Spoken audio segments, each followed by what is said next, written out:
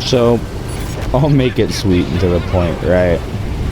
The Conqueror Mark II compared to the FV-4211, compared to the Chieftain 120, compared to the Leopard 2AV, not even compared to the Mobat, it's really not that great.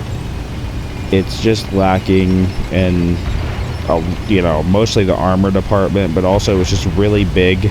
Its gun's really mediocre, actually. I kind of liked how the gun was before they buffed it, weirdly enough. I liked the higher fire rate, less alpha.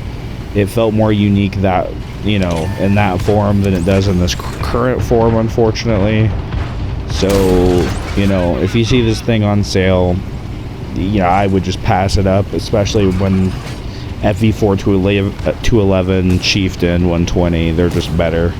I don't think there's a reason to have this tank. It doesn't have any, you know, absurd special bonuses of any kind besides the fact that, you know, it's a Conqueror, which I don't really consider all, you know, I don't really like the Conqueror.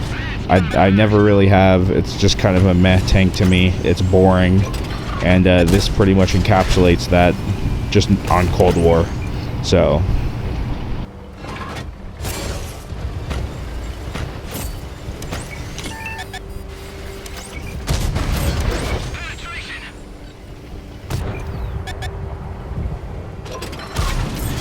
and you know, the gun's pretty good because we're gonna start hammering into this guy right here, and we just sit there, shoot him, track him, and we just keep going over and over.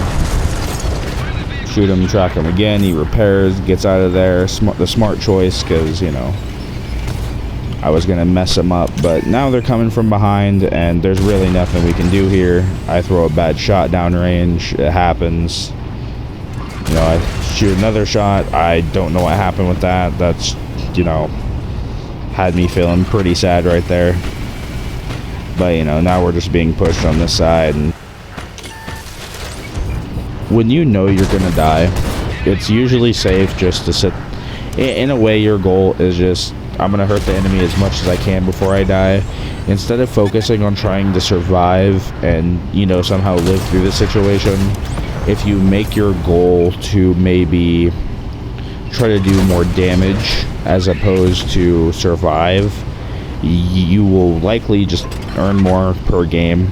Because too many people, I think, try to survive, but there's zero chance of surviving, where if they would have just went out guns blazing, they would have benefited largely from it. You know, the extra XP from doing the extra damage and all that good stuff, right? So it doesn't really make sense, you know, in situations like these to just run away and hope that I'm, you know, can just sit in the back and do nothing. I might as well just say, you know, you just say fuck it and you just go for it. You know, you really try to just do as much damage to them before they kill you. That's like your only goal.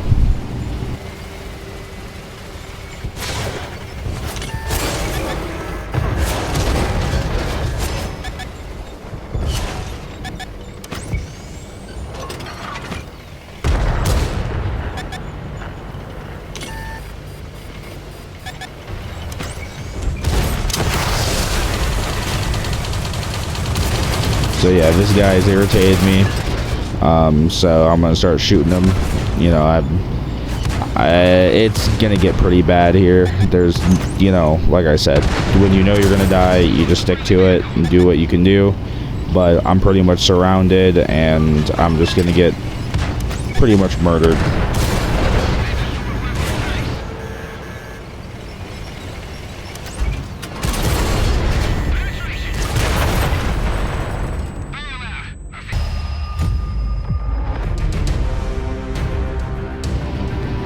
But as you can see, you know, I pulled about 6,800 damage, 200,000 silver. That's pretty good.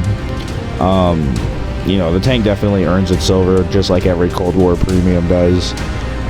Overall, though, still not worth it. Still not that good of a tank.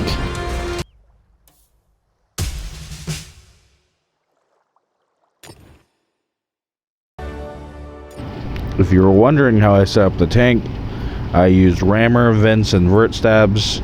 You know, the classic combination.